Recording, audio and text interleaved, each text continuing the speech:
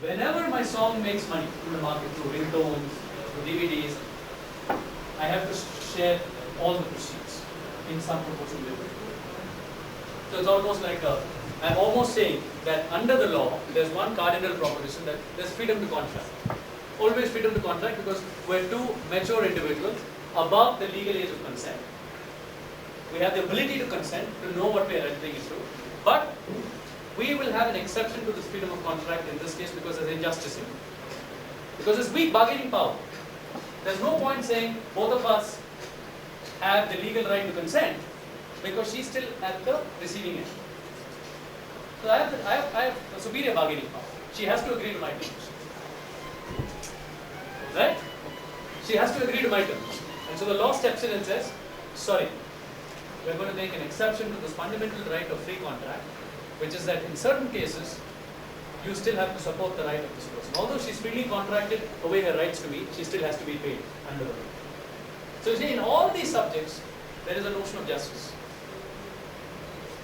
Even in a completely commercial subject like copyright, you would think of copyright as commercial. Corporate law also, when you look at companies and you look at minority shareholders, you still have an equation of justice. How you treat your minority shareholders. The minority equation is always powerful. Right? So in all these fields, whichever area you pick up, you will find that what she said has a lot of relevance. That I really want to fight against injustice. I want to be able to do a little bit to change society for the better. And this is the most powerful tool you can have to do that. The law. In a variety of ways. In whatever way interests you. If you are really interested in music, in song and dance, copyright. If you are interested in the environment, environmental. If you are interested in families, copyright. If you are interested in labor, labor law. Not labor, the other. If you are interested in this sort of labor, there's medical law. Negligence. So doctors now oftentimes what they do is when they operate on you, they'll forget and they'll keep the scissor right in their mouth. Medical negligence. They forget to take it out. Till you find some problems. Intellectual property. You are interested in the sea. You like the sea, sailing and all. The law of the sea. Which is getting even better now, right? Italians have shot some of our fishermen. Huge diplomatic, but it's all began with the law. There's the law of the sea element. Which seas were you on? Whose law governs? When you're on a ship, you'll find that there are several laws of it. The law that applies to a ship is the law of the flag. Because you can be a ship owner from here, but you can fly the Iranian flag. If you put an Iranian flag, it means Iranian law applies. Lots of complications. But if you're in Indian territorial waters, Indian law applies. But the moment you pass away from Indian territorial waters, there's the high seas, to which some other international law applies. So very fascinating. Different laws apply. Right? If you're interested in banking, you have banking law. Insurance, you have insurance law. In fact, in any area, if you can come up with any area that doesn't have a law, I just shaved my head about a month back, I'll go back and shave it again. Any area that does not have a law. That's a fascinating thing about law. Whether you like it or not, it governs every aspect of your life. Right? It's a bit scary. Every aspect. Now you have a law of privacy. That private information cannot get out. Your private information. Right? The fact that you like to read only any like. That's it. You don't want that going on. You want that to be personal. That's personal. That's your personality. Right? These are the new laws, privacy laws. The Indian courts decided that they'll have a law of unfair competition. Suddenly. Delhi High Court kicked it out just 2 weeks back. Now it's a new law, unfair competition. The competition has to be fair. So if I am, how many of you play cricket? How many of you play cricket? Very good. You got very good. Gender justice in the equation. Women in the law, huge subject. Right? So that's in every area again, that's a huge challenge. Are women equally represented? Do they have justice? Are they treated fairly? And I have a lot of friends who specialize only in this, gender justice. So in cricket now, you had a case where I think Star TV, the BCCI had given Star TV the rights over certain cricket matches. And under the Copyright Act, you have the right to broadcast. So you organize the match. You've now sold the broadcast rights to Star TV, which means they're the only ones who can broadcast it. Nobody else can pick up that line and rebroadcast it. So if you're ZTV, you cannot just get that Star TV transmission and then transmit it as part of your network. So Zee cannot show those matches if Star has the exclusive right. That's under the Copyright Act, that's valid because copyright recognizes the right to broadcast, exclusive right to broadcast. Right? So you're the exclusive right owner, nobody else can. Now what Star TV also claims, very interestingly, is that you can't even relay the scores. Very interesting, because what mobile companies have started doing is they give you the scores. Star says, sorry, you can't do that. And they say, sorry, where are you getting this right from? The Copyright Act doesn't say there's copyright in the scores. It says there's a copyright in the broadcast, but we're not broadcasting. We're not showing you the image. We're giving you the scores. So then Star comes, no, this is unfair competition. We pay extra money for the ability to have SMS scores. You can't do that as Airtel or as Idea Cellular. And the court actually said yes. Because the match takes so much of money to organize, I should have the right even to transmit the scores through SMS. Because the public wants it. Now they're paying money. The cell phone companies are charging you for receiving the scores, right? When you get them on your cell phone, they're charging you. So since there's a monetary thing, so you're right now, unfair competition. So you see every day, and lawyers are very good at this, right? Creating new rights. Because once you create new rights, what happens? You get more disputes, you get more money. More disputes. More rights are better for us. More laws are better for us. We want to create more laws. Almost everything. You want to say that there should be a law that if you walk in a zigzag line, or you walk in a zigzag line, let's say that should be a punishable offense. Nobody should walk in a zigzag line because it distracts. They don't want people to walk away this way. There are funny laws coming up every now and then because the more laws you have, the more money, more revenue for the profession. Okay? So that's your reason. Any other reason? Yes. What's your name? Karishma. Karishma. Hey, you have a lot of charisma, I see. Go ahead. Even I'm a bio student, and I realized very soon that when you become a doctor, you're a biased student? Bio student. There's one honest student. This whole lot. I'm a bio student. Biased. Very good. And I realized it that when you become a doctor, the field is so narrow. And when you choose law, I could stay in touch with so many subjects. Current affairs, civics, every field. Science, even psychology as you brought it up. And another thing is that there's so many loopholes in laws today. It's really frustrating.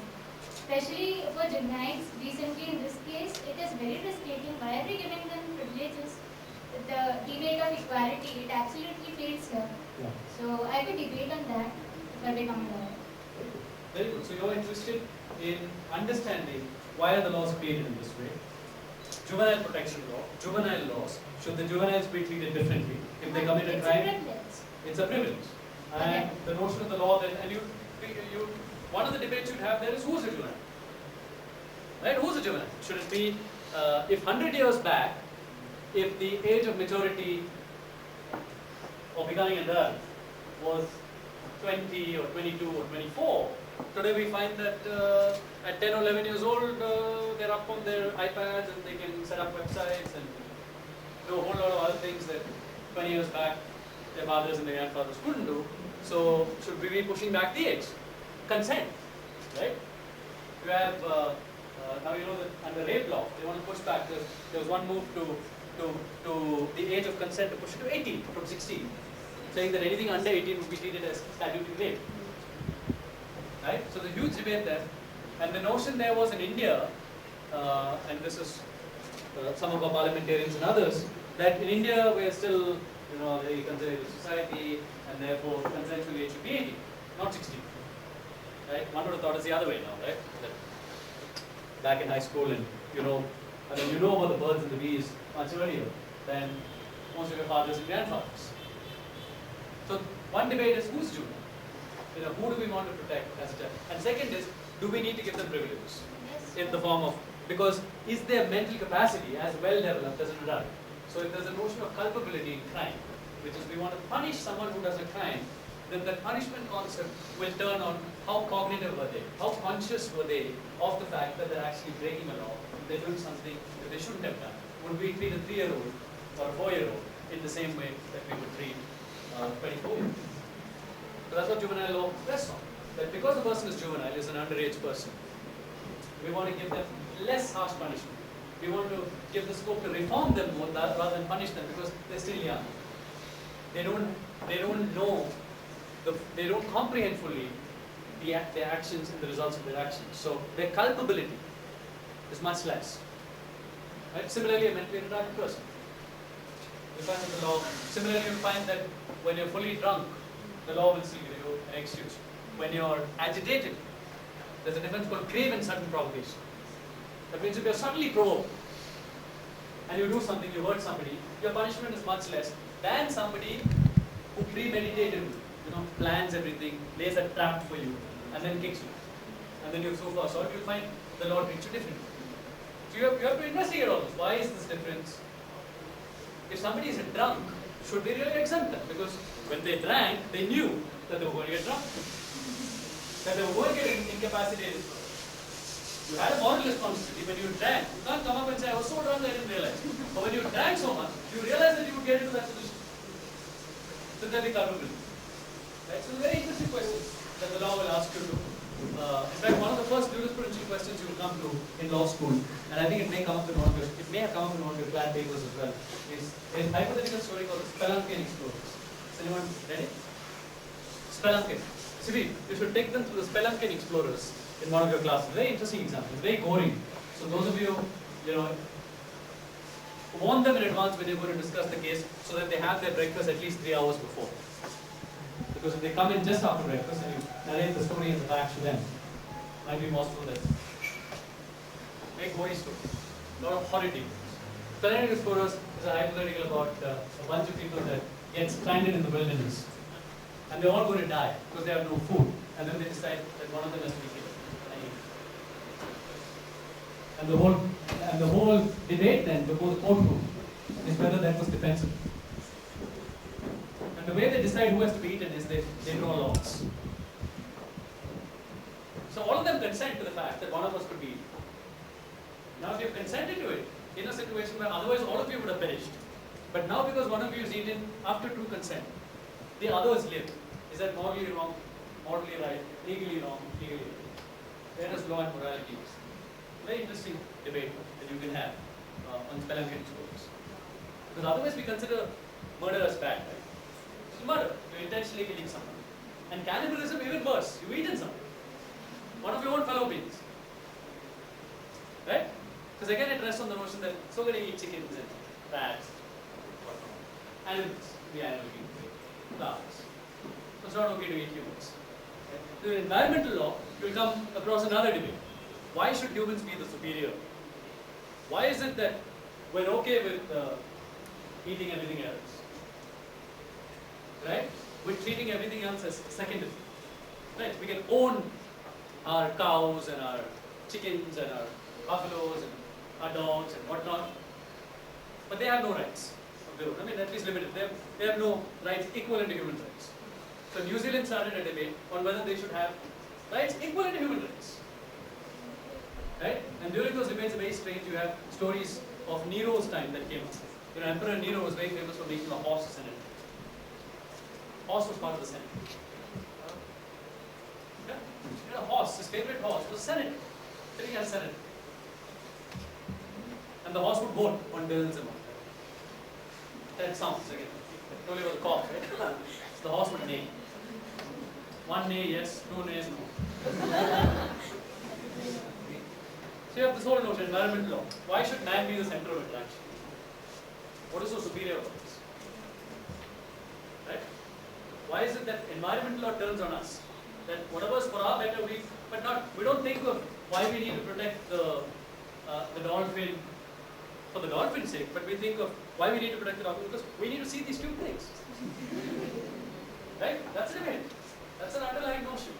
We need to protect the forest because we need to stroll in it and have nature, natural beauty. But not that the tree is important on its own right. That there's life there. Right? So you will come across a very interesting things. Anyone else? My name is Blitzen. And actually, listen. Oh, listen. I thought you would listen. That's great. Because that's one thing lawyers never do. They never listen. They always speak. Listening capacity is, there's a difference there. Actually, I would agree to Karishma that when I choose a field like doctor, engineer, accountant, I would be restricted to a particular field. Yeah. And actually, while speaking this, I remember a class from the National Law Test arranged by Achievers Guild, Law Entrepreneurship, and sir was speaking that he told us about marine laws and about the pharmaceutical laws he had to deal with while he was advocating a case. So I believe that being a lawyer, I could be everything, a doctor, an engineer, an accountant. I would be superior to all. Absolutely. And the Not second, not just superior, you have the ability to look into so many different disciplines. Right? I can speak to a chemist friend now because I know how drugs are made. I can speak to a chemist and say, this is the pyrene ring, and this is how you alter it and you modify it, and these are the salts you add it to. And they're always amazed. And say, did you study chemistry? I say, no, I studied law. And you can do that across fields. In environmental law, you'll find that you become so well versed in botany. Right? You know all the plants, you know the things, you know how ecosystems grow. Right? In labor law, you know exactly how industries work, how many people they have, what kind of rules apply to them, etc. In corporate law, you know how corporations work. Right? Board of directors, etc., etc. In international law, you'd know how diplomacy works, how countries work, what the politicians think. Right? Criminal law, psychology, hugely important, right? What made you commit this crime? Right? And now they go back in childhood. Did you have a deprived childhood? They leave that evidence. Right? Now it becomes so common, right? My mother whacked me twice when I was a child, and therefore I killed her. He was routinely. Psychology.